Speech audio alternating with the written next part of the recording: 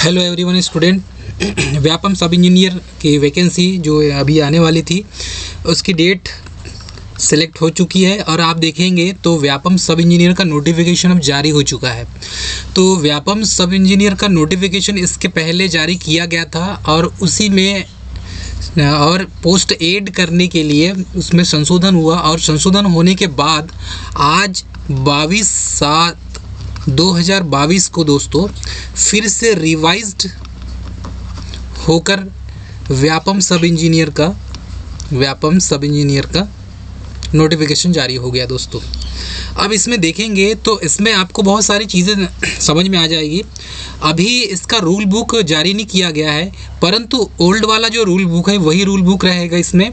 लेकिन इसमें कुछ जो पोस्ट है न्यू पोस्ट ऐड हो चुके हैं। इसमें अलग अलग यदि आप देखें थोड़ा सा तो मैं आपको बताना चाहूँगा। इसकी फॉर्म भरने की डेट 1 अगस्त से है। 1 अगस्त से 16 अगस्त तक इसकी फॉर्म भरने की डेट होगी और एग्ज़ाम की जो डेट दी हुई इसमें एग्ज़ाम की डेट डिक्लेयर की गई है वो डिक्लेयर किए गए दोस्तों 24 सितंबर। 24 सितंबर को 2 शिफ्ट में एग्ज़ाम की डेट डिक्लेयर की गई है। तो ध्यान दीजिएगा, जिसका आपको इंतज़ार था अब उसकी वैकेंसी अब आ चुकी है और रिवाइज्ड होकर ज़्यादा वैकेंसी आई है। देखेंगे आप तो पहले की तुलना में ज़्यादा पोस्ट आई है।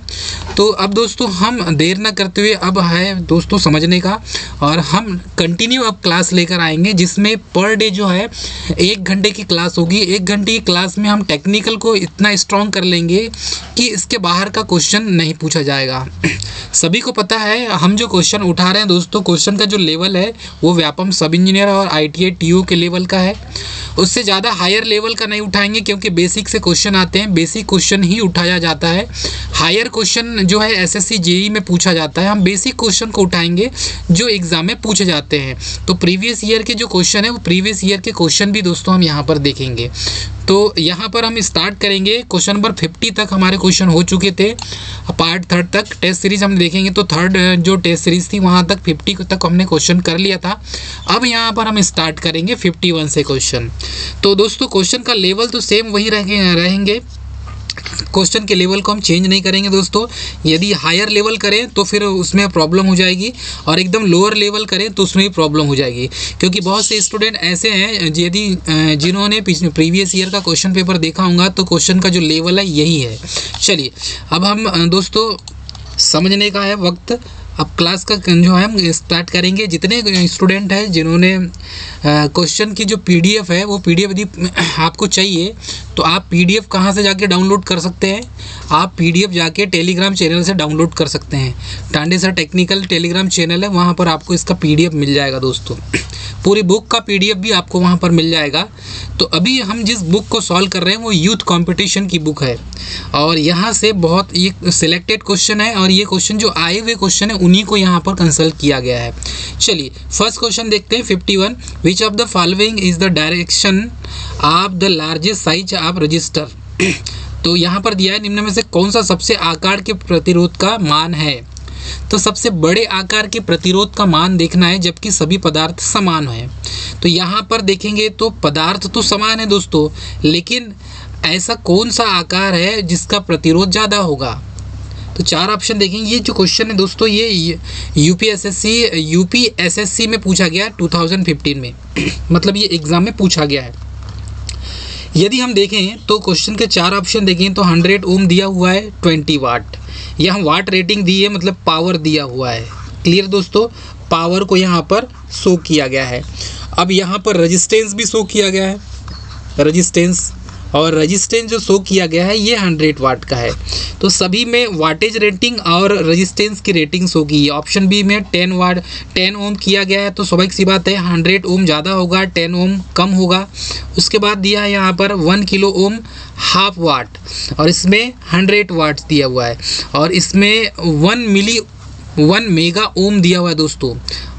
और इसमें जो वाटेज रेटिंग दी है 1/4 दी है, 1/4 मतलब कि 1/4 भाग। अब यहाँ पर हम ये देखेंगे कि होता क्यों है कि क्वेश्चन में पूछा कि सबसे बड़े आकार के प्रतिरोध का मान क्या है। तो स्वाभाविक सी बात है, यदि सबसे बड़े आकार के रेजिस्टेंस की बात करें हम इन चारों में से, तो जिसकी वाटेज रेटिंग ज़्यादा होगी वो बड़ा रेजिस्टेंस होगा। सिंपल दोस्तों, क्वेश्चन का कॉन्सेप्ट यदि हम समझे, इसका कॉन्सेप्ट ये है कि जिसका वाटेज रेटिंग जिसकी ज़्यादा होगी, अब यहाँ पर 4 ऑप्शन देखें तो वाटेज रेटिंग सबसे ज़्यादा किसकी है यहाँ पर देखेंगे तो देखिए यहाँ पर 20 वाट दिया है, यहाँ पर 100 वाट्स दिया है, यहाँ पर हाफ वाट, यहाँ 1/4 वाट दिया है। तो जिसकी वाटेज रेटिंग ज़्यादा होगी उसका साइज ज़्यादा बड़ा होगा। तो यहाँ पर देखेंगे तो 10 ओम और 100 वाट दिया हुआ है, तो इसमें इसका ऑप्शन क्या हो जाएगा, बी सही हो जाएगा दोस्तों। तो इसका कॉन्सेप्ट समझिए तो जिस रेजिस्टेंस की वाटेज रेटिंग ज़्यादा होती है उसका आकार क्या होता है, बड़ा होता है दोस्तों। और वाटेज रेटिंग अधिक होने पर क्या हो जाएगा, रेजिस्टेंस अधिक पावर लॉस करेगा। वाटेज रेटिंग ज़्यादा होगा, पावर लॉस ज़्यादा होगा। तो इसका जो आकार बड़ा रखा जाता है, जिसका आकार बड़ा रखा जाता है उनमें से देखेंगे तो जिसकी वाटेज रेटिंग ज़्यादा होगी वो उसका आकार बड़ा होगा। और इसमें 10 ओम और 100 वाट का जो रेजिस्टेंस है इसका आकार सबसे बड़ा होगा। तो ये कॉन्सेप्ट है दोस्तों, जिसकी वाटेज रेटिंग अधिक उसका रेजिस्टेंस अधिक। तो इसमें वाटेज रेटिंग अधिक है सिंपल, तो रेजिस्टेंस भी क्या हो जाएगा, अधिक हो जाएगा, साइज बड़ा हो जाएगा। चलिए, क्वेश्चन का कॉन्सेप्ट आपको समझ में आया। नेक्स्ट क्वेश्चन देखेंगे दोस्तों। नेक्स्ट क्वेश्चन ये आपके सामने 52 क्वेश्चन है। A thermistor has blank temperature coefficient of resistance. यहाँ पर थर्मोस्टेट जो है उसका रेजिस्टेंस जो है टेम्परेचर कोफिशिएंट पूछा गया है। अब यहाँ पर देखें यदि स्टूडेंट, तो थर्मोस्टेट होता क्या है। पहली बात तो आपने देखा होगा थर्मोस्टेट का यूज़ बेसिकली सबसे ज़्यादा टेम्परेचर को मेंटेन करने के लिए किया जाता है। चलिए, क्वेश्चन यहाँ पर इसका कॉन्सेप्ट पहले हम समझेंगे कि थर्मोस्टेट होता क्या है। तो यदि थर्मोस्टेट बोले या थर्मिस्टर बोले, क्वेश्चन यहाँ पर समझेंगे। एक थर्मिस्टर में प्रतिरोध तापमान के मान का खालिस्तान गुणांक होता है। तो एक थर्मिस्टर में जो रेजिस्टेंस है वो टेम्परेचर के किस गुणांक में होता है, ये पूछा गया है। तो बेसिकली यहाँ पर 4 ऑप्शन दिए हुआ है। थर्मोस्टेट का काम क्या होता है मैं आपको बताना चाहूँगा। थर्मोस्टेट बेसिकली टेम्परेचर बेस्ड होता है। जैसे आपने इलेक्ट्रिक आयरन देखा होगा, इलेक्ट्रिक आयरन में आपने देखा होगा कि जैसे टेम्परेचर इंक्रीज़ होता है विद्युत प्रेस का, तो थर्मोस्टेट उसमें लगा होता है, जिसकी वजह से एक इनिशियल टेम्परेचर होने के बाद वो सप्लाई को कट ऑफ कर देता है और उस जो इलेक्ट्रिक इस्त्री है उसको ख़राब होने से बचा देता है। तो टेम्परेचर को मेंटेन करने के लिए हम वहाँ पर थर्मोस्टेट का यूज़ करते हैं। मतलब ज़्यादा जो आपकी इलेक्ट्रिक इस्त्री है ज़्यादा गर्म ना हो, इसलिए इलेक्ट्रिक प्रेस को उसमें थर्मोस्टेट वाल्व लगा देते हैं। तो थर्मोस्टेट एज अ स्विच की तरह कार्य करता है। जैसे टेम्परेचर यदि उसमें आपने सेट कर दिया, मानकर चलिए आपने टेम्परेचर आपने 90 डिग्री सेट कर दिया, तो 90 डिग्री यदि आपने सेट कर दिया दोस्तों, तो वो 90 डिग्री सेल्सियस टेम्परेचर पर क्या हो जाएगा, उसका स्विच उसको सप्लाई से कट ऑफ कर देगा। तो ये थर्मोस्टेट का कार्य होता है। तो अब इसमें तापमान के मान का कौन सा प्रभाव होता है, कौन सा फैक्टर होता है, ये पूछा गया है इसमें। चलिए, ये तो कॉन्सेप्ट हुआ। 4 ऑप्शन देखेंगे, पॉजिटिव, ऑप्शन बी है 0, ऑप्शन सी है नेगेटिव और ऑप्शन डी इनमें से कोई नहीं। अब 4 ऑप्शन में हमने देखा कि जो थर्मोस्टेट होता है ये टेम्परेचर के बढ़ने पर, ध्यान दीजिएगा, थर्मोस्टेट में क्या होता है, यदि टेम्परेचर बढ़ाएंगे आप तो मटेरियल का जो रेजिस्टेंस होता है वो भी इंक्रीज़ होता है। इसका बेसिक कॉन्सेप्ट यही है दोस्तों। यदि कॉन्सेप्ट की बात करें तो टेम्परेचर बढ़ाने पर जिस मटेरियल का रेजिस्टेंस बढ़ता है तो उसका टेम्परेचर जो होगा दोस्तों, इसका जैसे इसका टेम्परेचर बढ़ा है हमने तो रेजिस्टेंस भी बढ़ा, तो इसका टेम्परेचर कोफिशिएंट क्या हो जाएगा, पॉजिटिव हो जाएगा। क्लियर है दोस्तों, इसका टेम्परेचर क्या हो जाएगा, पॉजिटिव हो जाएगा। तो पॉजिटिव कोफिशिएंट टेम्परेचर हो जाएगा। जिसका टी बढ़ेगा तो आर भी बढ़ेगा और आर बढ़ेगा तो उसका टेम्परेचर कोफिशिएंट पॉजिटिव होगा। अब जैसे कंडक्टर में क्या होता है, यदि बेसिकली हम बात करें तो कंडक्टर का यदि हम तापमान बढ़ाते हैं तो मटेरियल का रेजिस्टेंस क्या हो जाता है, घट जाता है, तो वो निगेटिव टेम्परेचर कोफिशिएंट होगा। क्लियर है दोस्तों, कॉन्सेप्ट समझ में आ रहा है सभी को।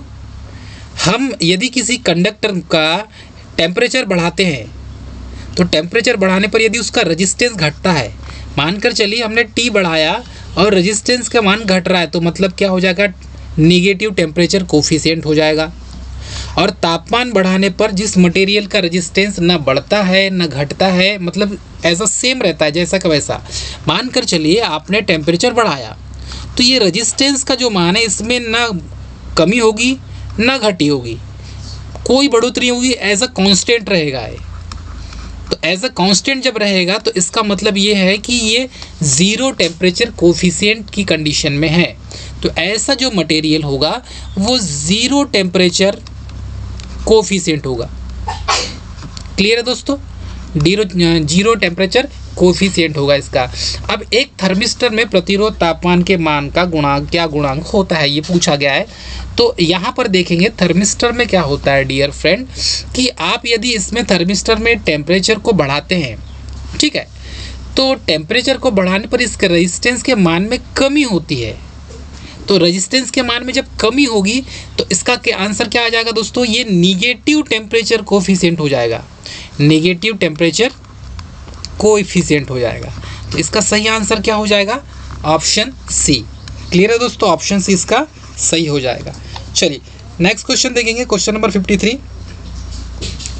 क्वेश्चन नंबर 53 है the filament of an electric bulb is made up of tungsten because it means, एक विद्युत बल्ब का फिलामेंट टंगस्टन का बनाया जाता है।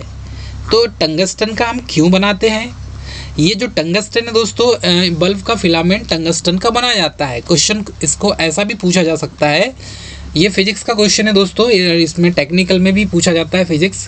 तो एक विद्युत बल्ब का फिलामेंट किसका बना होता है, तो टंगस्टन का होता है। अब ये टंगस्टन का ही क्यों बनाया जाता है, तो टंगस्टन की जो इसकी जो रेजिस्टिविटी होती है, इसकी जो रेजिस्टिविटी होती है वो हाई होती है। चलिए, और इसका मेल्टिंग पॉइंट जो होता है दोस्तों वो हाई होता है। चलिए इसको समझेंगे हम, इसका कॉन्सेप्ट समझेंगे। 4 ऑप्शन दिया है। इट इज़ अ चीप, क्या है, इट इज़ अ चीपर, मतलब यह सस्ता होता है। ऑप्शन बी दिया है ये चमकीला होता है। ऑप्शन सी दिया इसका गलनांक अधिक होता है।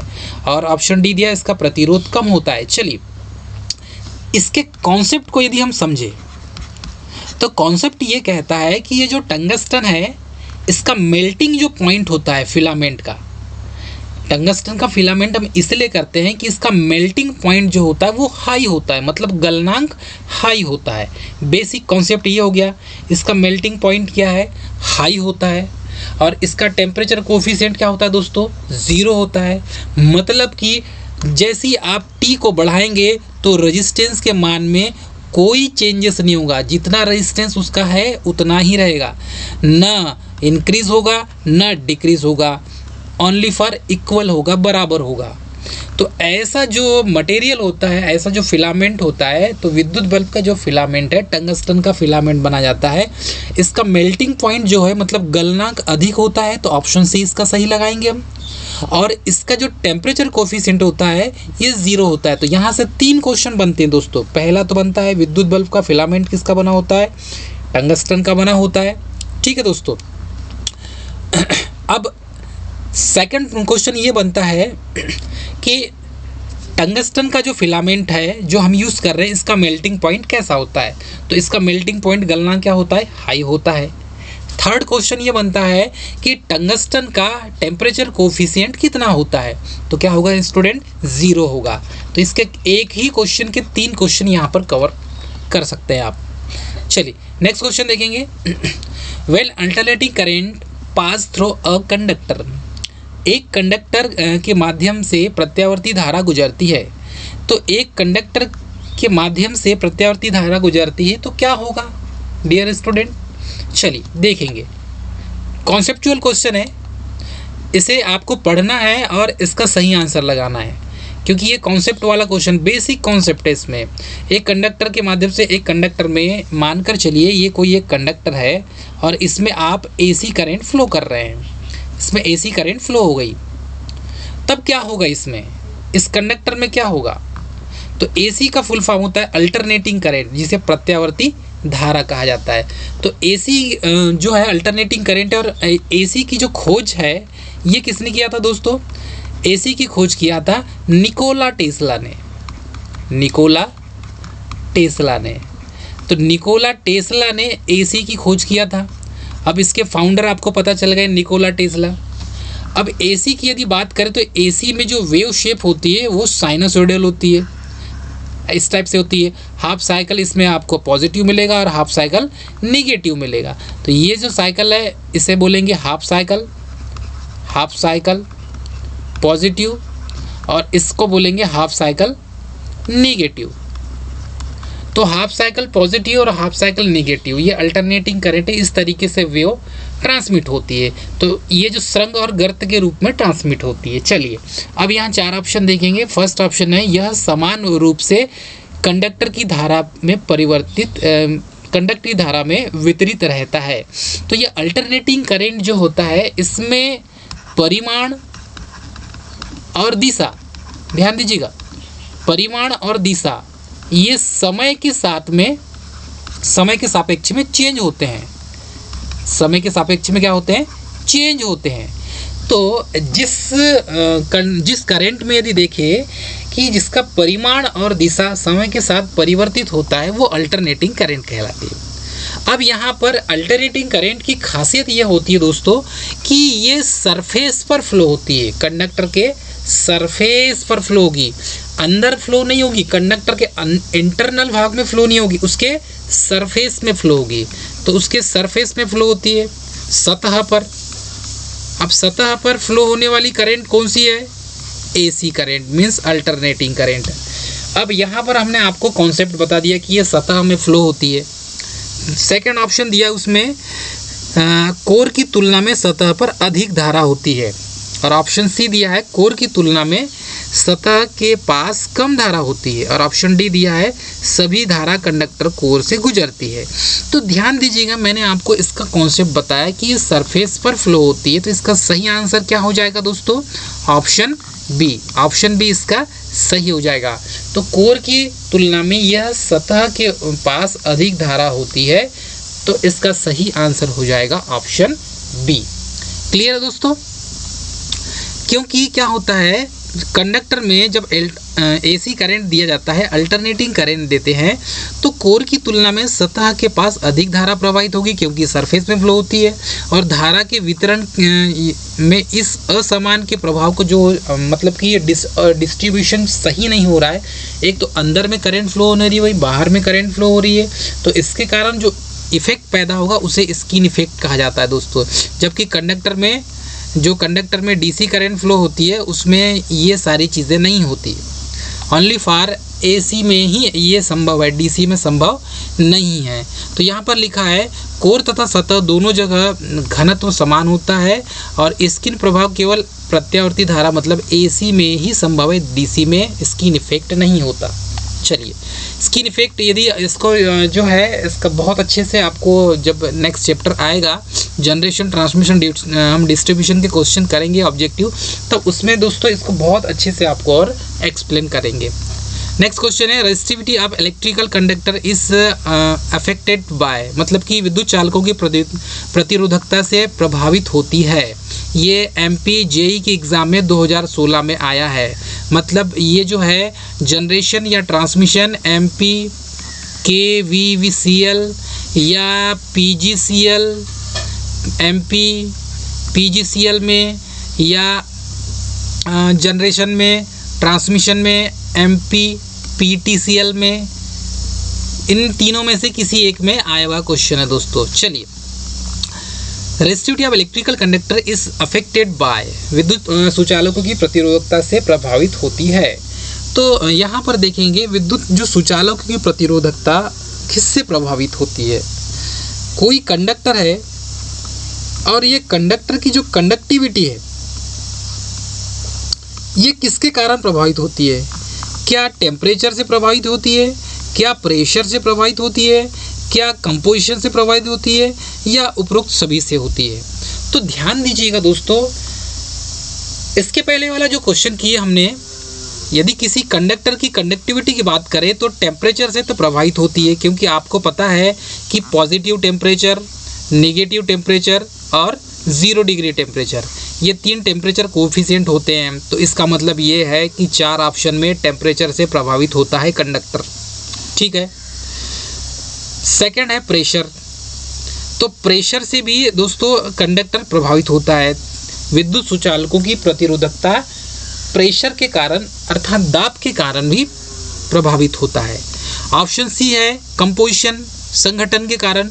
तो कंपोजिशन के कारण भी इसकी जो रजिस्टिविटी है वो प्रभावित इसलिए होती है क्योंकि आप जिस मटेरियल का यूज़ कर रहे हैं इसमें 2-3 प्रकार के मटेरियल आप यूज़ करते हैं। तो जिस मटेरियल की कंडक्टिविटी अच्छी है तो उसमें धारा ज़्यादा प्रवाहित होगी, और जिसकी कंडक्टिविटी अच्छी नहीं है तो उसमें करंट फ्लो नहीं होगी या कम फ्लो होगी।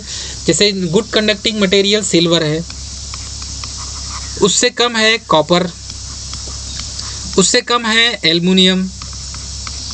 तो ये इस तरीके से सीक्वेंस में दोस्तों यहाँ पर हम यदि एक कंडक्टर बनाए, एक में उसमें सिल्वर भी अटैच कर दे, कॉपर भी अटैच कर दे और एल्युमिनियम भी अटैच कर दें, और फिर हम इनकी रेजिस्टिविटी चेक करें तो आप देखेंगे कि सिल्वर की रेजिस्टिविटी कम मिलेगी, कॉपर की थोड़ी उससे ज़्यादा मिलेगी और एल्युमिनियम की इन दोनों से ज़्यादा मिलेगी।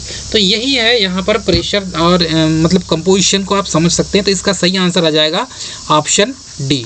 Option D is an right answer दोस्तों, क्योंकि विद्युत सुचालकों की प्रतिरोधकता निम्न कारकों पर निर्भर करती है। पहला कारक है तापमान, दूसरा है दाब, तीसरा है पदार्थ के संगठन कंपोजिशन आदि जो है प्रतिरोधकता पर उपयुक्त सभी कारकों का प्रभाव पड़ता है, जिस वजह से हम यहाँ पर इसका आंसर ऑप्शन डी लगाएंगे। दोस्तों क्वेश्चन का जो पैटर्न है बहुत इजी है, और जो व्यापम जेई में जो क्वेश्चन पूछे जाते हैं इसी लेवल के क्वेश्चन पूछे जाते हैं। चलिए, what is the type of bonding in CO2, मतलब CO2 में किस प्रकार का बंधन विद्यमान है, ये पूछा गया है MPJEE 2016 में। मोस्ट इम्पॉर्टेंट क्वेश्चन है ये आया हुआ। 4 ऑप्शन दिया है, आयनिक, ऑप्शन बी दिया है मेटेलिक मतलब धातुइक, ऑप्शन सी दिया है वांडर वाल इक्वेशन, क्योंकि ये SO2 की बात की जा रही है। ठीक है, अब यहाँ पर देखेंगे कि नन ऑफ द एबो, इनमें से कोई नहीं भी दिया हुआ है। तो बेसिकली SO2 जो है ये SO2 किस प्रकार का बंधन बनाती, बॉन्ड बनाती है। अब यहाँ पर SO2 जो है सल्फर डाइऑक्साइड, ये जिस प्रकार का बंधन बनाती है दोस्तों, इसमें आयनिक बंध की बात करें तो ये सहसंयोजी और उपसहसंयोजी बंध दोनों बनाता है। तो सबसे पहले तो यह सहसंयोजी बनाएगा, सहसंयोजी बंध, और उपसहसंयोजी भी बंध बनाएगा। तो ये दोनों यहाँ पर इसका आंसर क्या हो जाएगा, ऑप्शन सी। तो अब इसमें देखेंगे ऑप्शन ए क्यों होता है, क्योंकि SO2 में आयनिक बंध होता है, और आयनिक बंध में यहाँ पर मिलेगा आपको एक तो आयनिक बंध सहसंयोजी और दूसरा उपसहसंयोजी। ये दोनों बंध के कारण यह आयनिक बंध बनाता है, मेटेलिक बॉन्ड नहीं बनाता, वांडर वाल इक्वेशन को शो नहीं करता, ठीक है, उसका पालन नहीं करता, आयनिक बॉन्ड का पालन करता है। चलिए नेक्स्ट क्वेश्चन देखेंगे, question number 57। The total number of lines of force emanating from certain charge is called. कहने का मतलब ये है कि निम्नलिखित चार्ज से निकलने वाले बल की रेखाओं की कुल संख्या को क्या कहा जाता है। कोई एक चार्ज है, अब इस चार्ज से जो निकलने वाली बल रेखाएं हैं उस बल रेखाओं की संख्या को क्या कहते हैं। तो ये कोई चार्ज है दोस्तों, ये पूरा फील्ड दिया है, और इस फील्ड में आप देखेंगे तो बल रेखाएं इस टाइप से बाहर निकल रही है। ये लाइन ऑफ फोर्स है, जिसे कहेंगे लाइन ऑफ फोर्स। अब इस लाइन ऑफ फोर्स में देखेंगे दोस्तों तो इसकी कुल संख्या, टोटल क्वांटिटी को मान के चलिए 1 2 3 4 5 6 7 8, इसमें 8 लाइन ऑफ फोर्स है जिसे आप बल रेखाएं कहते हैं। अब यही बल रेखाओं को पूरा कंपोजिशन इसका जो होगा, मतलब पूरा एक सबको एक साथ मिला दिया जाए, सबको एक साथ रख दिया जाए, तो इस कंपोजिशन को क्या कहेंगे आप।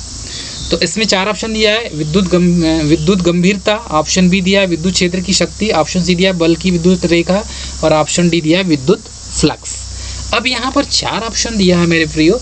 अब यहाँ समझ सकते हो कि चार्ज से निकलने वाली बल रेखाओं की बात की जा रही है। तो पूरा जो कंपोजिशन होता है, यदि आप देखें किसी कंडक्टर से यदि इलेक्ट्रिसिटी या मैग्नेटिक लाइन ऑफ फोर्स निकल रही है किसी भी कंडक्टर से, और उनका एक बॉन्ड आप बना रहे हैं, मतलब कि सबको एक साथ आप मिला रहे हैं, किसी एक फील्ड में मिला है, तो वो इलेक्ट्रिक फ्लक्स कहलाता है। या कहने का मतलब मेरा ये है, आप कॉन्सेप्ट को इस टाइप से समझ सकते हैं कि किसी भी इलेक्ट्रिक चार्ज से जो निकलने वाली टोटल बल रेखाएं हैं, यहाँ पर टोटल जो बल रेखाएं, टोटल बल रेखाएं, ये टोटल बल रेखाएं इलेक्ट्रिक फ्लक्स कहलाती है। ध्यान दीजिएगा, इलेक्ट्रिक फ्लक्स कहलाती। तो इसका ऑप्शन क्या हो जाएगा? डी हो जाएगा। ठीक है, नेक्स्ट क्वेश्चन है। क्वेश्चन बहुत अच्छा है, क्वेश्चन का पैटर्न जो हमने लाया है बहुत अच्छा क्वेश्चन है। The time taken by a alternating voltage or current to complete one cycle is called. मतलब अल्टरनेटिंग वोल्टेज और करंट द्वारा एक चक्र पूरा करने में उसके लगने में जो समय है, लगने वाला समय, उसको क्या कहा जाता है? ये 2016 में MP JEE की एग्ज़ाम में 2016 में पूछा गया है। अब एक चक्कर पूरा कंप्लीट करने में कितना समय लगेगा? तो हमारे इंडिया के फ्रीक्वेंसी देखेंगे तो F इज इक्वल टू क्या होता है? 1/T होता है। अब यहाँ पर F इज इक्वल टू देखें 1/T, तो हमारे हम टाइम पीरियड निकाल सकते हैं। कैसे हो जाएगा? यदि F निकालना है तो 1/ क्या हो जाएगा? Time period. तो यहाँ पर इस टाइप से निकालते हैं, T is equal to 1/F होता है। ठीक है, आप यहाँ पर जब आप टाइम निकालेंगे तो जो हमारे पास टाइम पीरियड निकलेगा, ये निकलेगा हमारे इंडिया की फ्रीक्वेंसी कितनी है? 50 हर्ट्ज़ है, तो ये हो जाएगा 0.02 सेकेंड। क्लियर दोस्तों? इस टाइप से निकलेगा यहाँ पर कैलकुलेशन करेंगे तो अब यहाँ पर देखें 4 ऑप्शन में, तो 4 ऑप्शन क्या क्या दिया है? पहला दिया है पीरियडिक टाइम, दूसरा दिया है एंगुलर वेलोसिटी, और तीसरा दिया है एम्पलीट्यूड, और चौथा दिया है फ्रीक्वेंसी।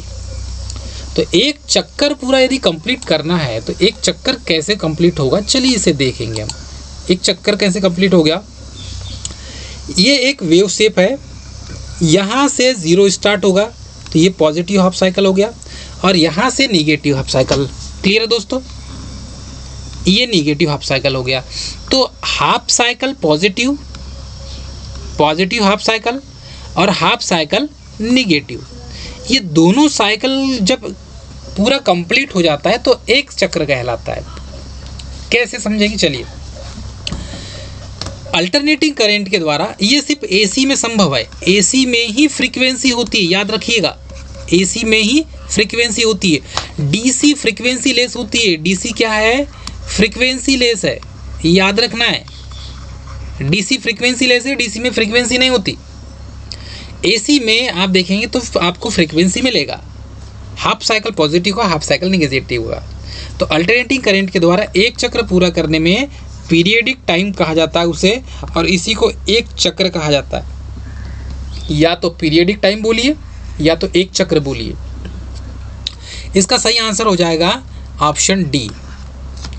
नेक्स्ट क्वेश्चन देखेंगे, question number 59। Which of the following is the SI symbol given by SI system for thermodynamics temperature. अब थर्मोडायनेमिक्स यदि किसी ने पढ़ा होगा, उष्मागतिकी के नियम, तो वो स्टूडेंट बहुत अच्छे से समझ सकता है। तो SI प्रणाली के द्वारा दिया गया थर्मोडायनेमिक टेम्परेचर के लिए SI चिन्ह निम्नलिखित में से कौन सा है? तो टेम्परेचर की बात की जा रही है। अब टेम्परेचर तो केल्विन में भी होता है। देखो, टेम्परेचर केल्विन में भी होता है, टेम्परेचर डिग्री सेल्सियस में भी होता है। ठीक है, अब यहाँ पर हमें पता करना पड़ेगा कि टेम्परेचर फ़ारेनहाइट में भी होता है। तो केल्विन, डिग्री सेल्सियस, फ़ारेनहाइट, इनमें से SI चिन्ह इसका कौन सा है? अब SI जो है, मतलब कि SI चिन्ह में, SI प्रणाली में थर्मोडायनेमिक टेम्परेचर के लिए जो SI चिन्ह दिया गया है, वो चिन्ह क्या दिया हुआ है? 4 ऑप्शन है। एक तो मीटर में, दूसरा केल्विन में, तीसरा है S मतलब सेकेंड में होगा, और चौथा A दिया है मतलब A में। तो आप बोल सकते हैं उसको क्या है? K है, M है, S है, A है। 4 में ऑप्शन में से क्या है? तो ताप का तो केल्विन है दोस्तों, आपने पढ़ा होगा। तो केल्विन को तो के से ही शो किया जाता है। तो इसके लिए जो चिन्ह हो जाएगा वो केल्विन, तो इसका चिन्ह क्या हो जाएगा, कैपिटल के हो जाएगा।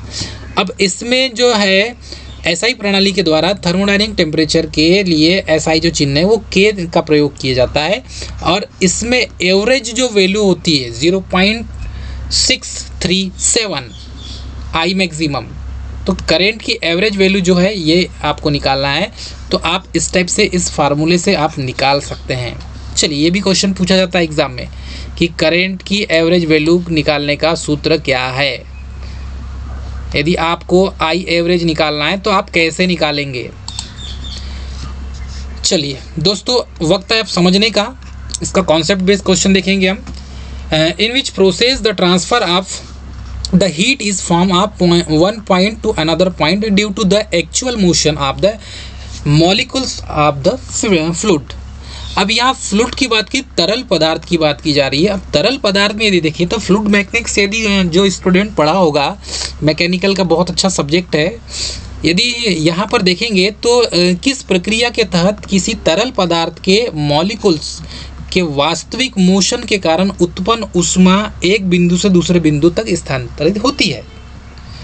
तो एक बिंदु से दूसरे बिंदु तक, एक पॉइंट से दूसरे पॉइंट तक हमें ट्रांसफ़र करना है। 4 ऑप्शन दिया है, चालन, संवहन, विकिरण। ये तो पढ़ा है हमने, चालन क्या होता है, संवहन क्या होता है और विकिरण क्या होता है। ऑप्शन डी दिया हुआ है, अत्यधिक ताप जिसे गर्मी कहते हैं। अब ये 4 ऑप्शन दिया है कि किस प्रक्रिया के तहत किसी तरल पदार्थ के मॉलिक्यूल्स के वास्तविक मोशन के कारण उत्पन्न ऊष्मा एक बिंदु से दूसरे बिंदु स्थानांतरित होती है। ऑप्शन है द्रव पदार्थ की ऊष्मा एक बिंदु से दूसरे बिंदु तक संवहन विधि द्वारा स्थानांतरण होती है। तो इसका सही आंसर क्या हो जाता है, संवहन, जिसे आप कन्वेक्शन कहते हैं। ये जो द्रव पदार्थ है, द्रव पदार्थ की जो खासियत होती है दोस्तों, वो ऊष्मा के एक बिंदु से दूसरे बिंदु तक संवहन विधि के द्वारा ट्रांसफ़र होती है। मतलब हीट को यदि ट्रांसफ़र करना है तो हीट ट्रांसफ़र जो होगी वो संवहन विधि के द्वारा होगी, जिसे कन्वेक्शन कहते हैं। तो उसके मॉलिक्यूल जो है वास्तविक मोशन किसके कारण करेंगे, संवहन विधि के कारण। कैसे, चलिए इसको हम एक्सप्लेन करके बताते हैं। माना कि आपके पास एक बॉयलर है और बॉयलर में आप पानी गर्म कर रहे हैं, ठीक है। तो गर्म पानी जो है वो ऊपर चला जाता है और ठंडा पानी क्या आएगा, नीचे आ जाता है बॉयलर में। और जो गर्म पानी ऊपर गया है वो भाप बन जाता है। तो यह प्रक्रिया, हाँ, ये जो प्रोसेस है, ये प्रक्रिया चलते रहती है जब तक कि पूरे पानी का टेम्परेचर सामान्य न हो जाए। जब पानी का टेम्परेचर सामान्य हो जाएगा तो उसका वेपराइजेशन बंद हो जाएगा, और जितना अधिक टेम्परेचर में पानी को गर्म करेंगे तो वो स्टीम बन जाएगी, और फिर हम स्टीम इंजन जो यूज़ करते हैं इलेक्ट्रिसिटी जनरेट करने के लिए, वैसी प्रोसेस हो जाएगी। चलिए नेक्स्ट क्वेश्चन देखेंगे। Which is the type of emission that heats the metal to a sufficient temperature to enable the free electrons to leave the metal surface? मतलब इसका मतलब ये है कहने का, यदि जिसको इंग्लिश समझ में नहीं आती तो उसके लिए हिंदी हम ट्रांसलेट कर देते हैं। इमिशन का वह कौन सा प्रकार है जो किसी मोटर को पर्याप्त तापमान तक गर्म करता है ताकि इलेक्ट्रॉन मुक्त होकर मेटल सरफेस को छोड़ सके। तो हमारे पास जो क्वेश्चन का पैटर्न हम इस टाइप से लाए हैं कि उसमें हिंदी में भी लिखा है और इंग्लिश में भी लिखा है दोस्तों, क्योंकि कुछ स्टूडेंट जो डिप्लोमा वाले हैं वो हिंदी मीडियम वाले होते हैं, और कुछ स्टूडेंट जो है बीटेक वाले होंगे या बी वाले होंगे वो इंग्लिश मीडियम वाले होंगे। तो दोनों के लिए दोस्तों हमें हिंदी और इंग्लिश मीडियम में दोनों क्वेश्चन हमने कवर किया है। 4 ऑप्शन दिया हुआ है कि इमिशन का वह कौन सा प्रकार है जो मोटर को पर्याप्त तापमान तक गर्म करता है ताकि इलेक्ट्रॉन मुक्त होकर मेटल सरफेस को छोड़ सके। तो अब यहाँ पर देखेंगे हम 4 ऑप्शन दिया है, फील्ड इमिशन करेंगे या फोटो इलेक्ट्रिक इमिशन करेंगे या थर्मोनिक इमिशन करेंगे या सेकेंडरी इमिशन करेंगे। क्योंकि हमें क्या करना है कि किसी मोटर को पर्याप्त तापमान तक गर्म करना है, ठीक है, ताकि वो इलेक्ट्रॉन मुक्त होकर क्या हो जाए, मेटल सरफेस को छोड़ दे। तो ध्यान दीजिएगा दोस्तों, ये जो इमिशन होता है ये थर्मोआयनिक इमिशन ही होता है, इसको हम थर्मोआयनिक इमिशन ही कहते हैं। वो कैसे, चलिए इसको समझेंगे। इसका कॉन्सेप्ट ये कहता है कि क्या है थर्मोआयनिक इमिशन। चलिए कॉन्सेप्ट को समझेंगे। कॉन्सेप्ट ये कहता है कि जो मोटर को पर्याप्त मात्रा तक गर्म करके इलेक्ट्रॉन को मुक्त माना जाता है या इलेक्ट्रॉन को मुक्त बनाता है, जिसमें इलेक्ट्रॉन गति करने के लिए फ्री हो जाती है और मेटल के सरफेस को छोड़ देती है।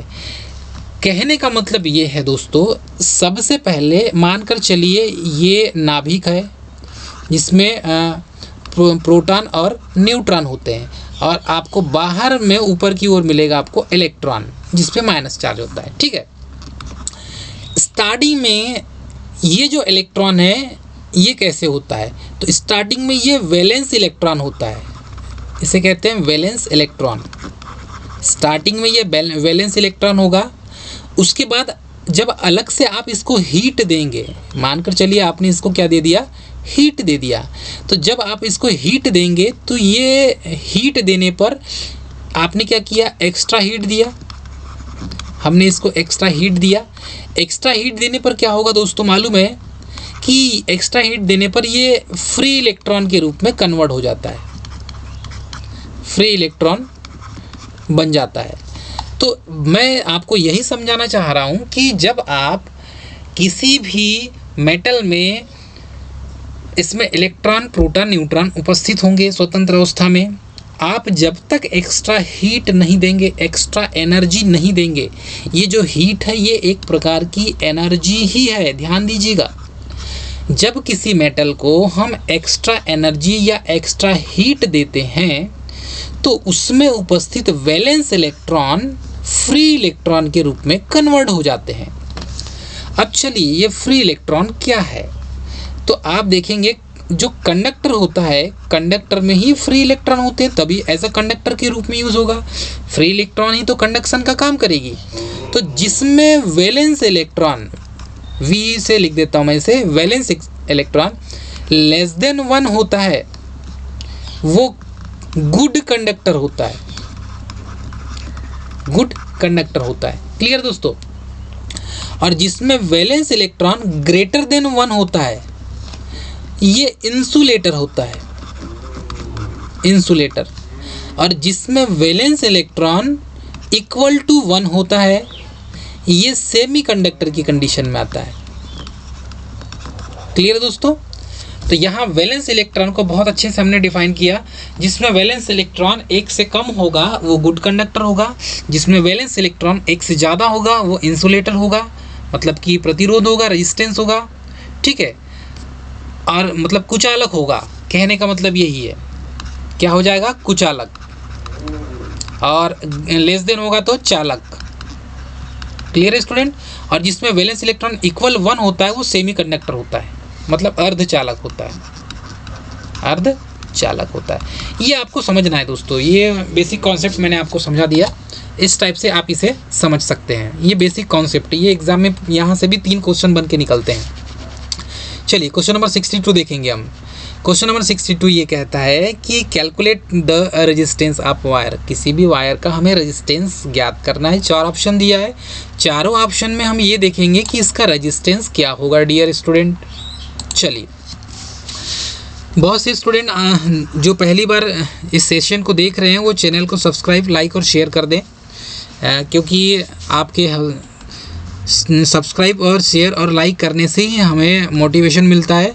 Calculate the resistance of wire, तार के रेजिस्टेंस की गणना करना है हमें। तो गिवन डेटा लेंथ देंगे, इसमें लेंथ दिया हुआ है। किसी भी ये कंडक्टर मानकर चलिए, इस कंडक्टर का जो लेंथ दिया हुआ है वो 150 मीटर दिया हुआ है। ठीक है, ये डेटा दिया हुआ है। अब इसका जो क्रॉस सेक्शन एरिया है, मतलब कि ए का मान ये दिया है 0.02 mm²। अब यहाँ पर देखेंगे इसका रेजिस्टेंस, तो रेजिस्टेंस जो दिया है इसी कंडक्टर का रेजिस्टेंस दिया है। तो रेजिस्टेंस दिया है दोस्तों 50 × 10⁻⁻8 ओम मीटर। क्लियर है। मतलब यहाँ पर जो रजिस्टिविटी है, रजिस्टिविटी भी आपको दिया हुआ है। अब आपको कैलकुलेशन करना है। आप कैलकुलेशन कैसा करेंगे, चलिए। विदाउट कैलकुलेशन तो तुक्का मारना नहीं आपको। कैलकुलेशन करने के लिए आपको ये जो mm² दिया हुआ है इसको थोड़ा सा चेंज करना होगा आपको। चलिए, क्योंकि ये इसको मीटर स्क्वायर में दिया है, अब ये 0.2 में है तो इसको थोड़ा सा चेंज करना पड़ेगा नंबरिंग सिस्टम में। तो क्रॉस सेक्शन जो एरिया है 0.2 mm स्क्वायर दिया हुआ है। हम क्या करेंगे, ये जो mm स्क्वायर है इसको थोड़ा सा चेंज कर लेते हैं। चलिए 0.2 ऊपर आ जाएगा और इसमें mm स्क्वायर दिया हुआ है, इसलिए ये 1000 और 1000 यहाँ पर इनटू हो जाएगा। क्लियर है दोस्तों, 1000 यहाँ पर इनटू हो जाएगा।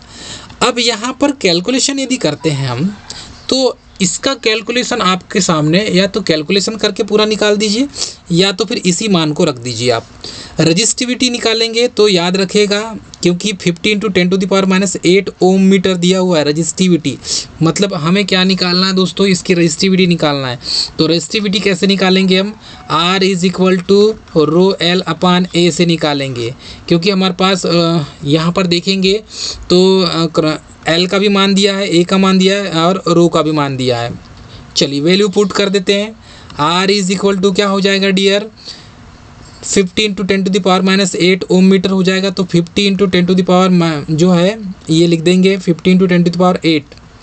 उसके बाद अब यहाँ पर देखेंगे हम, तो इसका कैलकुलेशन यहाँ पर कितना दिया है, लेंथ 150 मीटर दिया है, तो ये लेंथ हो गया 150, ये लेंथ का मान है। और ये जो है ये आपको देखने मिलेगा, ये जो वैल्यू दिख यहाँ पर डाला गया है, ये वैल्यू किसका है दोस्तों, ये रजिस्टिविटी की वैल्यू है। ठीक है, अब हमने रजिस्टिविटी की वैल्यू रख दी है। क्रॉस सेक्शन एरिया का मान अब यहाँ पर रख देंगे 50 × 10⁻⁸ इंटू 50, 150/0.2 रख देंगे। अब यहाँ पर कैलकुलेशन यदि करते हैं तो ये जो 1000 × 1000 है, तो इसको या तो अलग अलग लिख दो या तो 3 zeros और 3 0 ऐसा लिख दो, चलेगा, बात एक ही है, दोनों का मतलब एक ही होता है। अब यदि हम कैलकुलेशन करते हैं डियर, तो यहाँ पर देखेंगे तो कैलकुलेशन में यहाँ पर देखेंगे दोस्तों, इसका 2 से कट जाएगा। ठीक है, 2 7 14 बचा 1, 2 पंचे 10, 2 से आप कैंसिल कर सकते हैं। अब ये जो पॉइंट है, इस पॉइंट के कारण यहाँ पर इसके ऊपर आएगा तो एक यहाँ पर और लग जाएगा। तो इसका जो है कैलकुलेशन जब आप करेंगे तो 50 × 50 हो जाएगा। मतलब 1 0 मानकर चलिए यहाँ से, तो ये इससे कैंसिल हो जाएगा, या यहाँ करना है तो यहाँ कैंसिल कर सकते हैं। तो ये जो है 150 15 बन जाएगा, 15 बन जाएगा। तो इसको 2 से यदि आप कैलकुलेशन करते हैं तो 2 टाइम्स ये हो जाएगा 25 टाइम्स कैंसिल हो जाएगा। अब आपको क्या करना है, 25 × 15 करना है। तो 15 दूआ 30 और हाथ सिल का ये हो जाएगा, ये देखो 0 हो जाएगा। ठीक है दोस्तों, तो अब इसका कैलकुलेशन करेंगे। अब इसका कैलकुलेशन करते हैं तो ये 375 निकलता है दोस्तों। इस टाइप से भी कैलकुलेशन करते हैं, इधर से भी कर सकते हैं आप, लेकिन आपको करते आना चाहिए। तो 735 ओम इसकी वैल्यू निकल जाती है। इस टाइप से आपको कैलकुलेशन करके निकालना है। पहले तो आपको यहाँ पर देखना है, ये जो है यूनिट कन्वर्जन करते आना चाहिए। क्वेश्चन ज़्यादा हार्ड नहीं है, लेकिन न्यूमेरिकल है और इस टाइप से क्वेश्चन पूछे जाते हैं। चलिए नेक्स्ट क्वेश्चन है, a conductor has a constant current of 6 ampere. मतलब किसी कंडक्टर में 6 एम्पियर का कांस्टेंट करेंट हो तो 2 मिनट में उस कंडक्टर पर एक निश्चित बिंदु पर कितने इलेक्ट्रॉन गुजरेंगे। अब हमें बताना है कि कितने इलेक्ट्रॉन गुजरेंगे इससे। अब इलेक्ट्रॉन की बात की जा रही है दोस्तों, the flow of electron is called current कहलाता है। मतलब इलेक्ट्रॉनों का प्रवाह करंट कहलाता है। ये बेसिक इसका कॉन्सेप्ट है। अब कितने इलेक्ट्रॉन 6 एम्पियर का करंट है, वो कांस्टेंट करंट है, 6 एम्पियर की कंटिन्यू धारा प्रवाहित हो रही है और 2 मिनट में उस कंडक्टर पर एक निश्चित बिंदु पर उतने ही इलेक्ट्रॉन गुजर रहे हैं। अब हमें क्या करना होगा कि कैलकुलेशन ऐसा करें कि हमें कितने इलेक्ट्रॉन फ्लो हो रहे हैं वो निकाल दें। तो आपको पता है Q इज इक्वल टू क्या होता है, I × T होता है। ये फार्मूला पता रहना चाहिए। तो हम यहाँ पर देखेंगे कंडक्टर में 6 एम्पियर की करंट फ्लो हो रही है, वो कांस्टेंट है। तो Q इज इक्वल टू क्या है, IT। अब यहाँ पर वैल्यू यदि हम रखें तो Q is equal to IT होता है। T क्या है दोस्तों, इसमें जो T है वो टर्मिनल है। चलिए देखते हैं। अब यदि वैल्यू को रखते हैं हम यहाँ पर, तो कंडक्टर में जो करंट का जो मान है कांस्टेंट करंट, वो कितनी दी हुई है दोस्तों, 6 दी हुई है। ठीक है। अब यहाँ पर देखेंगे तो 2 अब कैलकुलेशन करेंगे तो ये हो जाएगा 120 हो जाएगा, क्योंकि 60 इंटू 2 हो जाएगा तो ये 120 सेकेंड हो जाएगा। मतलब t इज इक्वल टू क्या निकालेंगे, q अपान, ठीक है, ये जो t है इस साइड ही रह जाएगा तो ये q अपान क्या हो जाएगा, i हो जाएगा, q अपान i। इस टाइप से कैलकुलेशन करना पड़ेगा। तो q is equal to I T होता है। अब हम कैलकुलेशन करेंगे, हमें क्या मान निकालना है, t। तो t क्या है यहाँ पर, टाइम है दोस्तों, ठीक है, टर्मिनल नहीं है, टाइम है यहाँ पर, टाइम निकालना है। तो टाइम हमारे पास दिया हुआ है, दिया नहीं है, हम टाइम को निकालेंगे। चलिए तो अभी कैलकुलेशन करते हैं यहाँ पर, तो हमारे पास निकल जाता है 2 इंटू, ये हो जाएगा 2 इंटू 60, तो ये हो जाएगा 120 सेकेंड। तो यहाँ पर t का मान निकल गया 120 सेकेंड। अब यहाँ पर निकालेंगे कि q का मान, तो q is equal to 6 into 120 equal to 720 second यहाँ पर निकल जाएगा, ठीक है दोस्तों, कुलाम। क्योंकि आवेश का क्या है, उसकी इकाई क्या होती है, कुलाम होती है। चार्ज की कुलाम होती है, आवेश की इकाई कुलाम होती है। तो यहाँ पर कुलाम होती है दोस्तों, तो c से शो किया जाएगा। तो q इज इक्वल टू क्या होता है, आई टी, तो 720 हो जाएगा। चलिए इसको और एकदम इजी समझना है शॉर्टकट में, तो आप इस टाइप से समझ सकते हैं। चलिए इसको और अच्छे से हम एकदम फ्रीली आपको समझाते हैं, जो आपके माइंड में बैठ जाए। देखिए सबसे पहले क्या करेंगे हम, यहाँ पर कंडक्टर में 6 एम्पियर की धारा प्रवाहित हो रही है, ठीक है, वो भी कांस्टेंट करंट फ्लो हो रही है। अब कितने इलेक्ट्रॉन गुजर रहे हैं हमें ये निकालना है। तो हमारे पास जो फार्मूला है वो q is equal to I into T है। क्लियर है दोस्तों। अब यहाँ पर हमें t का मान निकालना है। क्या करना है, t का मान निकालना है। तो t का मान हमें यदि निकालना है तो t इज इक्वल टू क्या हो जाएगा, हम यदि कैलकुलेशन करते हैं तो यहाँ पर 2 into 60 is equal to 120 second हो जाएगा यहाँ पे। अब t का मान आपने निकाल लिया 120 सेकेंड कैलकुलेशन करके। अब यहाँ पर देखेंगे तो कैलकुलेशन करने के बाद यदि q का मान निकालते हैं तो q इज इक्वल टू क्या होता है, i इंटू टी होता है। अब यहाँ पर क्योंकि ये 6 एम्पियर का कांस्टेंट करंट फ्लो हो रही थी, क्योंकि ये 2 मिनट की बात की जा रही है, कितने मिनट की बात की जा रही है, 2 मिनट। तो 1 मिनट में कितना होता है, 1 मिनट में 60 सेकेंड। तो 2 मिनट में कितना होगा, 120 सेकेंड। क्लियर है दोस्तों, इतना समझ में आ रहा है सभी को। तो 2 मिनट में कितने सेकेंड होंगे, 120 सेकेंड। करंट कितनी है, 6 एम्पियर। टाइम कितना दिया हमारे पास, 120 सेकेंड। तो टोटल कितना निकल जाएगा, 720 कुलाम। कितना हो जाएगा, q का मान, चार्ज का मान, आवेश का मान कितना निकलेगा, 720 कुलाम। तो यहाँ पर जो कैलकुलेशन हमने की है ये कैलकुलेशन यही है, 720 निकल चुका है यहाँ पर। चलिए ये 720 जो निकला है ये कुलाम का मान है, मतलब आवेश का मान है। तो ये कैलकुलेशन हमने किए तो यहाँ पर निकल गया 720 कुलाम। क्लियर है दोस्तों। अब एक और फार्मूला है इसमें, और ये फार्मूला यहाँ पर लगाएंगे हम, q is equal to N E. 3 फार्मूले यहाँ पर लगेंगे। पहला formula q is equal to I T, ठीक है दोस्तों। दूसरा फार्मूला यहाँ पर जो लगेगा, ठीक है, ये q is equal to I T लगा। दूसरा फार्मूला लगेगा q is equal to N into E. तो हमारे पास t दिया हुआ है, ये टर्मिनल नहीं है दोस्तों, ये है टाइम। अब हमें टाइम कितना दिया था, तो टाइम यहाँ से कैलकुलेशन करेंगे, 2 मिनट दिया है तो 120 सेकेंड हो जाएगा। और n is equal to q is equal to N ही होता है। हम पक्षांतर करेंगे तो n is equal to q upon E हो जाएगा।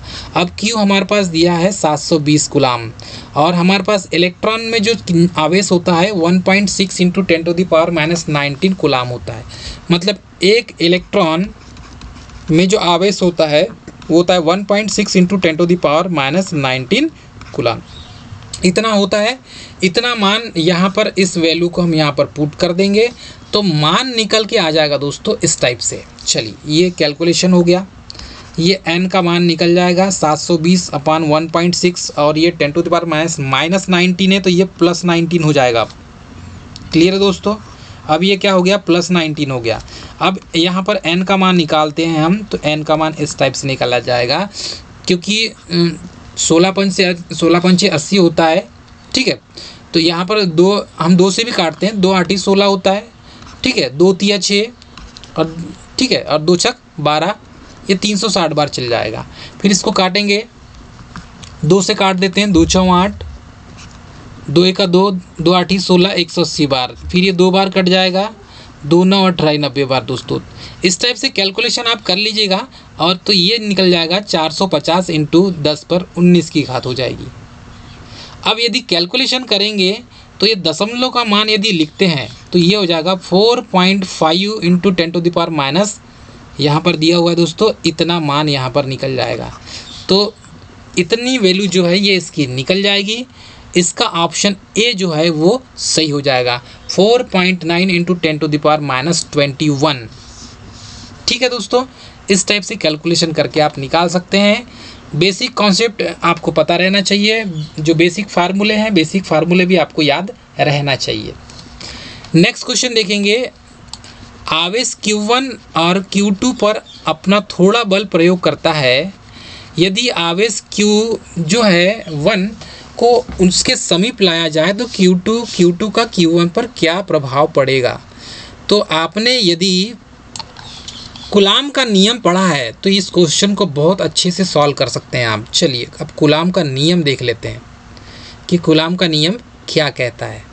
चलिए, कूलाम का नियम क्या कहता है, यदि दो चार्ज को पास पास में रखेंगे तो वो दोनों उन पर एक बल कार्य करता है और वो अट्रैक्ट और रिपल करते हैं।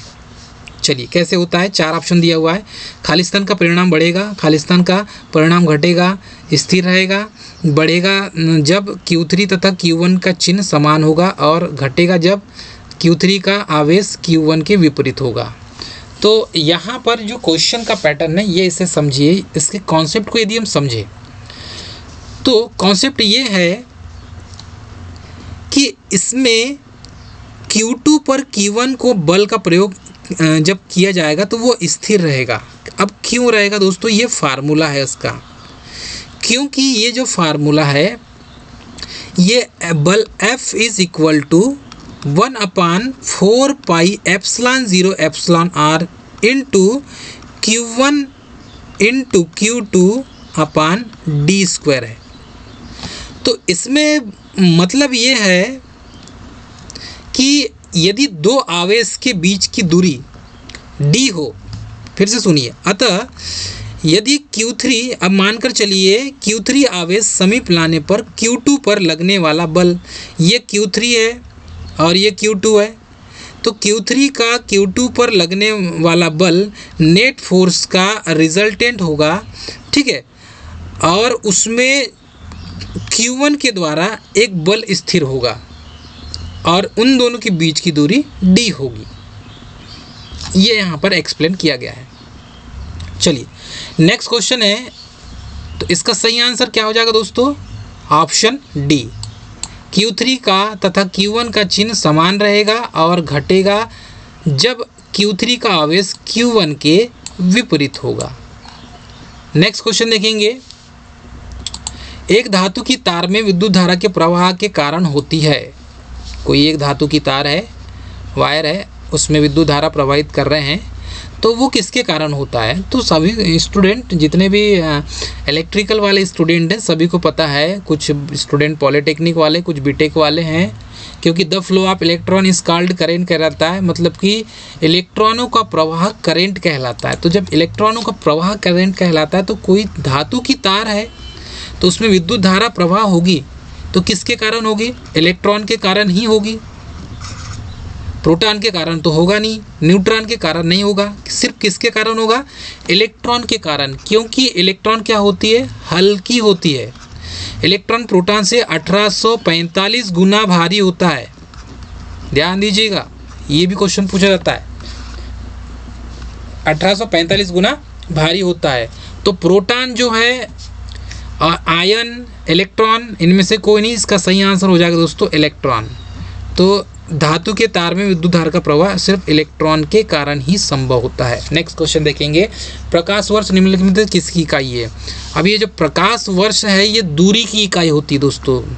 जिससे टेलीस्कोप में आप देखेंगे तो इतने प्रकाश वर्ष दूरी, खगोल टेलीस्कोप का यूज़ किया जाता है, तो उतने प्रकाश वर्ष जो दूर होती है उसी दूरी को यहाँ पर प्रकाश वर्ष को दूरी में हम यहाँ पर गिनते हैं और उसकी इकाई भी होती है। तो प्रकाश वर्ष जो है ये दूरी का मात्रक होता है और प्रकाश के द्वारा एक वर्ष में चली गई दूरी को प्रकाश वर्ष कहते हैं। ये बहुत कॉन्सेप्चुअल पॉइंट है क्योंकि बहुत से स्टूडेंट को पता नहीं है कि प्रकाश वर्ष क्या है। तो ध्यान देना, प्रकाश वर्ष दूरी का मात्रक है, एक कॉन्सेप्ट क्लियर हो गया। और प्रकाश के द्वारा एक वर्ष में चली गई दूरी है उसी को प्रकाश वर्ष कहते हैं। चलिए, मैं उम्मीद करूंगा आपको समझ में आ गया है। जितने स्टूडेंट देख रहे हैं अपनी उपस्थिति दर्ज करें और लाइक करें। किसी सर्किट में इलेक्ट्रॉन के प्रवाह में क्या होता है? भाई अब किसी सर्किट में यदि हम इलेक्ट्रॉन फ्लो कर रहे हैं, मतलब करंट फ्लो होगी तभी तो होगा ना दोस्तों। इलेक्ट्रॉन का प्रवाह कैसे होगा? The flow of electron is called current. तो इलेक्ट्रॉन का प्रवाह हो रहा है मतलब उसमें करंट फ्लो हो रही है। तो 4 ऑप्शन देखेंगे, चुंबकीय आवेश, ईएमएफ, विद्युत धारा, विद्युत आवेश।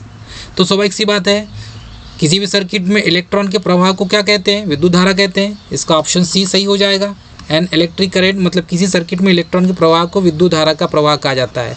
और धारा की दिशा जो है इलेक्ट्रॉन के प्रवाह के विपरीत होती है, हमेशा याद रखिएगा, विपरीत होती है। इलेक्ट्रॉन का प्रवाह जिस दिशा में, जिस डायरेक्शन में होगा, धारा का प्रवाह उसके विपरीत होगा, याद रखिएगा। ये बहुत बेसिक कॉन्सेप्चुअल क्वेश्चन है। नेक्स्ट क्वेश्चन है, किसी आवेश का विद्युत क्षेत्र बल, मतलब कि किसी आवेश का विद्युत क्षेत्र या उसे इलेक्ट्रिक फील्ड कह सकते हैं, क्या होता है? तो दूरी के साथ बढ़ता है, दूरी के साथ जो है घटता है, या ऑप्शन सी दिया हुआ है दूरी के साथ घटता है, दूरी के वर्ग के साथ घटता है। क्वेश्चन कॉन्सेप्चुअल है दोस्तों, बहुत कॉन्सेप्ट लगेगा इसमें और इजी क्वेश्चन भी है। अब किसी आवेश का विद्युत क्षेत्र, मतलब कि कोई आवेश है, चार्ज है, और वो इलेक्ट्रिक फील्ड की स्ट्रेंथ को दिखाएगा। तो किसी आवेश का विद्युत क्षेत्र बल या इलेक्ट्रिक फील्ड स्ट्रेंथ किसके कारण होगा? तो दूरी के वर्ग के साथ घटता है दोस्तों। कैसे होगा? चलिए, यदि आप, ये कोई कंडक्टर है, कोई चार्ज है Q1 और कोई चार्ज है Q2, इन दोनों के बीच की जो दूरी होगी वो d होगी और उसके वर्ग की होगी, दूरी इन दोनों के वर्ग की होगी। तो देखो, किसी पिंड पर इसमें Q1 आवेश है, इसमें Q2 आवेश है। तो जब इन दोनों में किसी आवेश का विद्युत जो है क्षेत्र, किसी भी आवेश का विद्युत क्षेत्र, तो इसका जो विद्युत क्षेत्र होगा और चार्ज Q2 का जो विद्युत क्षेत्र होगा, वो बल, मतलब कि फोर्स, क्योंकि इसमें F1 और इसमें F2 फोर्स अप्लाई होगा, तो इसका जो कॉम्बिनेशन हो जाएगा F is equal to F1 plus F2, ये, और दूरी को वर्ग में शो करेंगे। तो कहा ये जा सकता है कि किसी आवेश का विद्युत क्षेत्र बल दूरी के वर्ग के साथ घटता है। तो इसे आप बल F को 1/4πε0, ये नियतांक होता है, 4πε0 ये नियतांक होता है, इसे नियतांक कहते हैं दोस्तों। Q1 × Q2/d² हो जाएगा, ठीक है। तो ये Q1 × Q2 ये हो जाएगा दोस्तों। अब इसको E इज इक्वल टू क्या होता है? E is equal to F/Q होता है, याद रखिएगा। तो यहाँ पर F इज़ प्रोपोर्शनल टू क्या होता है? Q/d² होता है।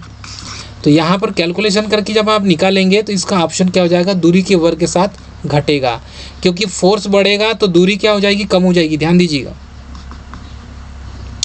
यदि फोर्स बढ़ेगा तो चार्ज बढ़ेगा तो फोर्स भी बढ़ेगा। क्लियर है दोस्तों? और फोर्स बढ़ेगा तो दूरी कम हो जाएगी, ये उसके विपरीत होगा।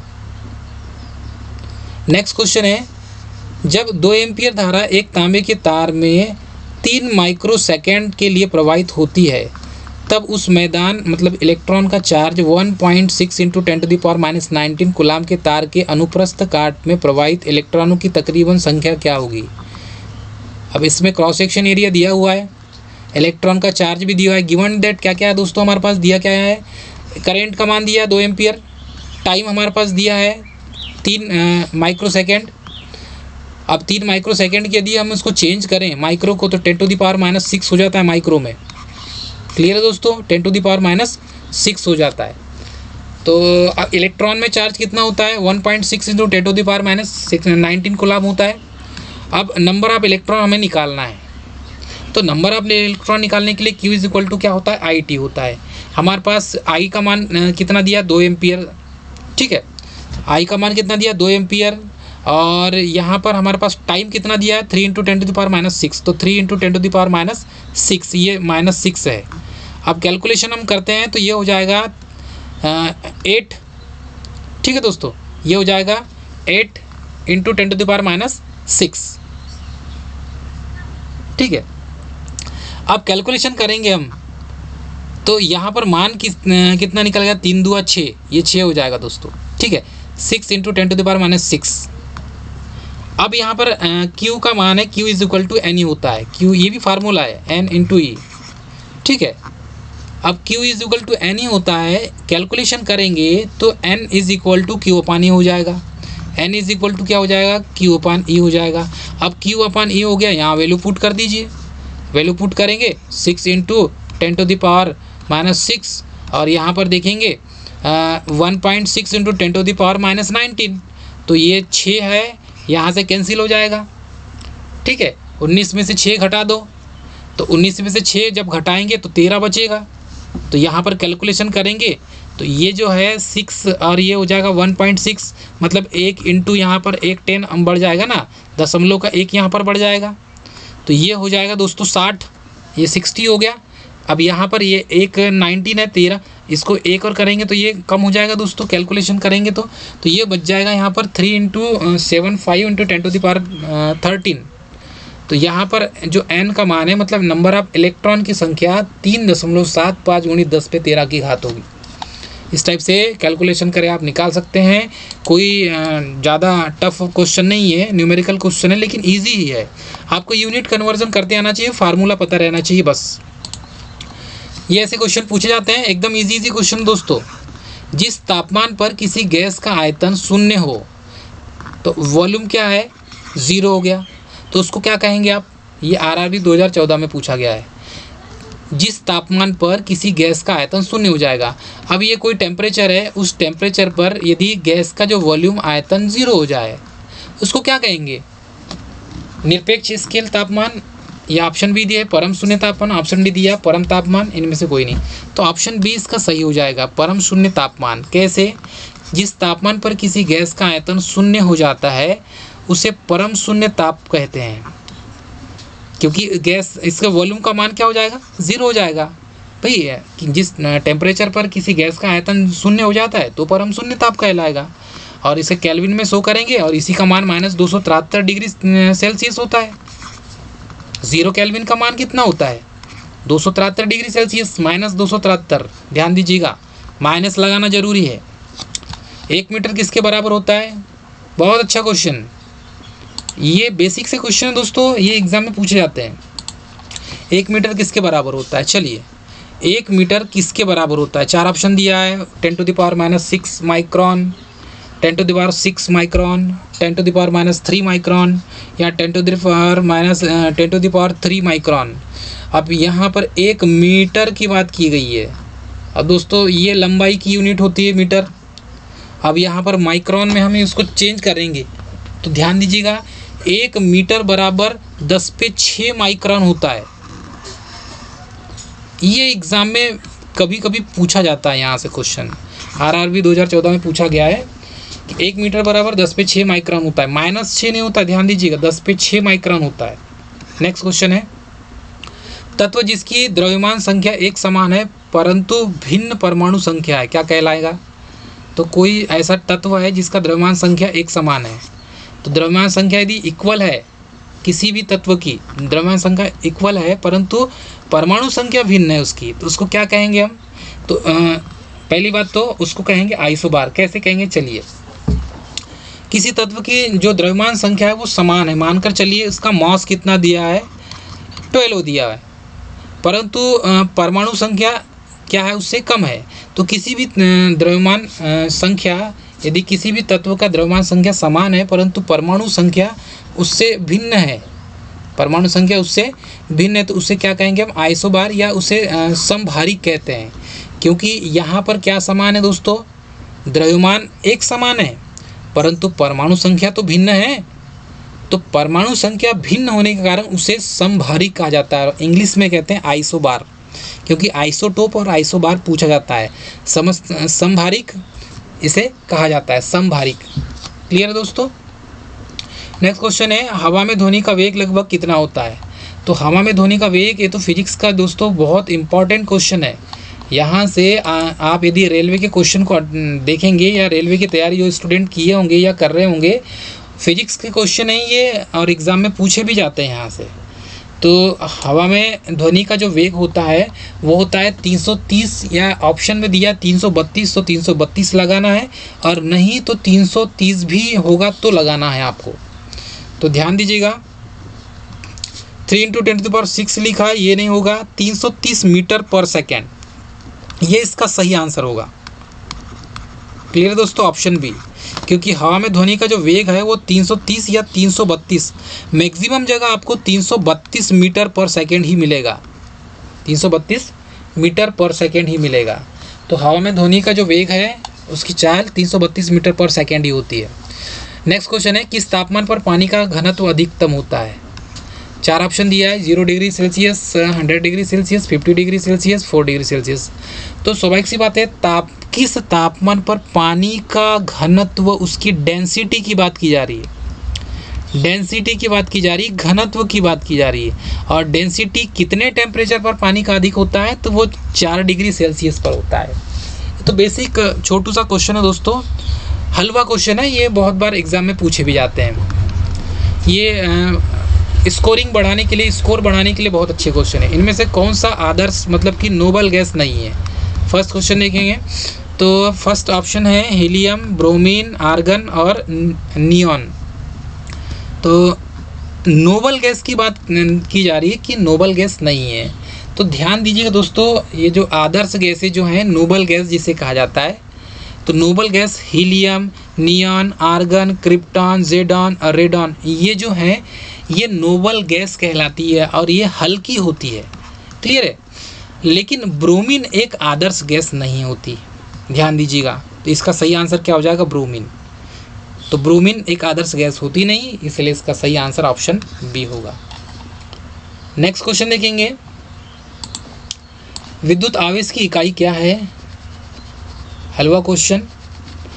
आवेश की क्या है दोस्तों इकाई, कूलाम। तो कूलाम का जो नियम हमने पढ़ा था अभी, उसी में दिया हुआ है Q = IT, ये फार्मूला है उसका। और यहीं से हमने क्वेश्चन में भी देखा था कि यदि हमें T निकालना है तो Q/I लिखना पड़ता है।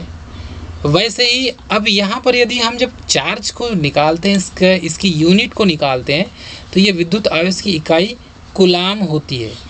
ठीक है, कहीं कूलाम लिखी होंगी, कहीं कूलाम लिखी होंगी, लेकिन दोनों का मीनिंग एक ही होता है। नेक्स्ट क्वेश्चन है, resistivity of the active depend upon the. तो रेजिस्टिविटी ऑफ द वायर मतलब किसी तार की प्रतिरोधकता किस पर डिपेंड करेगी। बहुत अच्छा क्वेश्चन है, उत्तराखंड जेईई में पूछा गया 2013 में। तो किसी चालक तार की प्रतिरोधकता या विशिष्ट प्रतिरोध उसके पदार्थ की प्रकृति पर डिपेंड करता है, ध्यान दीजिएगा। तो स्पेसिफिक रेजिस्टेंस कंडक्टर जो है, चालक की जो प्रतिरोधकता है या उसे विशिष्ट प्रतिरोध कहा जाता है, नेचर ऑफ कंडक्टर पर डिपेंड करता है। तो मटेरियल पर तो करेगा ही, एरिया पर भी करेगा, लेंथ पर भी करेगा। तो इसका सही आंसर क्या हो जाएगा, ऑप्शन डी इसका सही होगा। क्योंकि जो पदार्थ की प्रकृति पर डिपेंड करता है, हर पदार्थ विशेष करके अलग अलग एक निश्चित भाग में होता है। तो हर पदार्थ की रेजिस्टिविटी आपको अलग अलग मिलेगी डियर स्टूडेंट। चलिए नेक्स्ट क्वेश्चन देखते हैं। क्वेश्चन का जो लेवल है बहुत इजी है और एग्ज़ाम में पूछा जाता है। ऐसे ही क्वेश्चन पूछे जाते हैं, बेसिक क्वेश्चन। किसी पदार्थ में संयोजन इलेक्ट्रॉन अपने जनक परमाणु से मजबूती से संबंध रहते हैं। तो 4 ऑप्शन दिया है। विद्युतरोधी पदार्थ के संयोजन मतलब इलेक्ट्रॉन और जनक परमाणु से मजबूती से संबंध रखते हैं।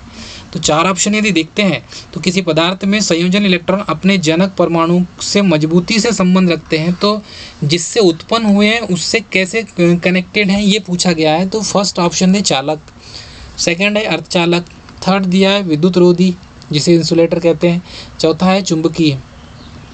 तो किसी पदार्थ में जो वैलेंस इलेक्ट्रॉन है जिसे आप संयोजन इलेक्ट्रॉन कहते हैं, तो वैलेंस इलेक्ट्रॉन अपने जनक परमाणुओं से मजबूती से संबंध रहते हैं। किस तरीके से रहते हैं? तो इसका सही आंसर हो जाएगा विद्युत रोधी रूप से होते हैं। कैसे? विद्युत रोधी पदार्थ में जो वैलेंस इलेक्ट्रॉन अपने जनक परमाणुओं से मजबूती से संबंध रहते हैं, मतलब संबद्ध मतलब जुड़े रहते हैं। तो यहाँ संबद्ध जुड़ लिखा हुआ है, तो मजबूती से संबद्ध किस में रहते हैं? इंसुलेटर में। मेन रीज़न वही है, इंसुलेटर में ही रहेगा ना। तो जिसमें valence electron is greater than 1 होगा, मतलब valence electron is greater than 1 होगा, this is a good insulator. क्या हो जाएगा? Good insulator. तो वैलेंस इलेक्ट्रॉन जिसमें ग्रेटर देन 1 होगा गुड इंसुलेटर होगा, ध्यान रखिएगा। तो ये किस में संभव होता है? विद्युत रोधी पदार्थ में होता है जिसे इंसुलेटर कहते हैं। ठीक है, नेक्स्ट क्वेश्चन देखेंगे। Which of the following is an essential condition for the transfer of heat from body to another by means of conduction, मतलब कि ये बोल सकते हैं निम्न में से कौन सी चालन के माध्यम से एक वस्तु से दूसरी वस्तु के ताप के हस्तांतरण के लिए आवश्यक शर्त है। किस शर्त के कारण निम्न में से कौन सी चालन के माध्यम से एक वस्तु से दूसरे वस्तु में ताप के स्थानांतरण के लिए एक आवश्यक शर्त है? यदि 4 ऑप्शन को पढ़ते हैं दोस्तों, तो 79 का जो आंसर है कि दोनों निकायों को अलग अलग तापमान पर होना चाहिए। ऑप्शन सी दिया है निकायों में से एक धातु होना चाहिए। ऑप्शन बी दिया दोनों निकायों को धातु का होना चाहिए।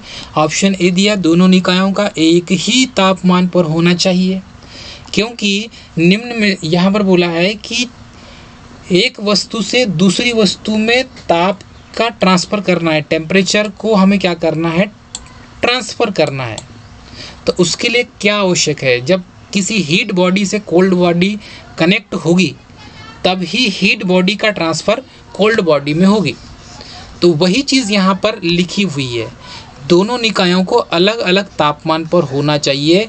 क्योंकि यदि कोल्ड बॉडी है तो कोल्ड बॉडी यदि किसी हीट बॉडी से जुड़ी हुई है तो ये जो हीट बॉडी ये ट्रांसफ़र करने लगेगी। मतलब कोई ये एक सिरा है, ये कंडक्टर है, अब कंडक्टर का एक सिरा यहाँ पर हम हीट कर रहे हैं, हीट करेंगे तो टेम्परेचर बढ़ेगा और यहाँ पर कोल्ड है, तो ये दूसरा सिरा जो दोस्तों ठंडा हो जाएगा। तो यहाँ पर यदि ठंडा है तो हीट ट्रांसफ़र कैसे होगा? गर्म से ठंडे की ओर। ये बात पूछा गया है, यही बात यहाँ पर बताया गया। तो इसका बेसिक कॉन्सेप्ट है चालन के माध्यम से, क्योंकि कंडक्शन के माध्यम से हीट ट्रांसफ़र होगा। क्लियर दोस्तों? चालन के माध्यम से एक वस्तु से दूसरी वस्तु में ताप के हस्तांतरण के लिए दोनों निकायों को अलग अलग तापमान पर होना चाहिए। दोनों एक ही तापमान पर होंगे तो हीट ट्रांसफ़र नहीं होगी। ये तो सभी स्टूडेंट सभी जानते हैं। तो ये क्वेश्चन नंबर 80 देख लेते हैं। ये क्वेश्चन बहुत इंपॉर्टेंट क्वेश्चन है। स्टैटिक जो है मतलब स्थिर बिजली के अध्ययन के अनुसार एक चार्ज किए हुए क्षेत्र का संभावित वोल्टेज कितना होगा? चलिए, इसका 4 ऑप्शन है और 4 ऑप्शन का इसका कॉन्सेप्ट आपको बताना है दोस्तों।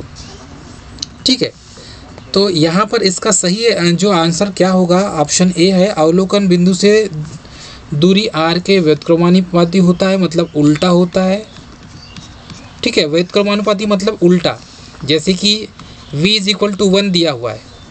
ठीक है, अब क्या हो जाएगा? ये इसके अपोजिट हो गया तो ये व्युत्क्रमानुपाती हो जाएगा। ठीक है, इस टाइप से। ऑप्शन बी दिया धारा के साथ सीधे बदलता रहता है। ऑप्शन सी दिया है धारा के साथ व्युत्क्रमानुपाती बदलता है। ऑप्शन डी दिया है अवलोकन बिंदु से आर दूरी के साथ सीधे बदलता रहता है।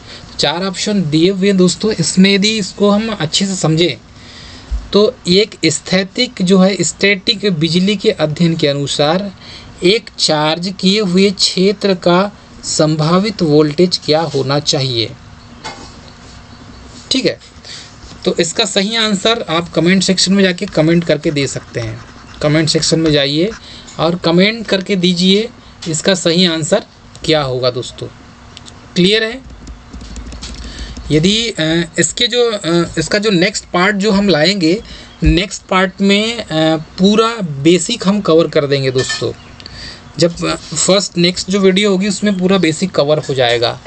तो ऐसे बहुत से स्टूडेंट हैं जिनको बेसब्री से इंतज़ार था कि नोटिफिकेशन कब डलेगा, डेट कब आएगी, एग्ज़ाम डेट के लिए बहुत उत्सुक थे। तो एग्ज़ाम डेट आ चुकी है। एग्ज़ाम की जो डेट है ये है 24 सितंबर 2022। क्लियर है स्टूडेंट? 24 सितंबर 2022।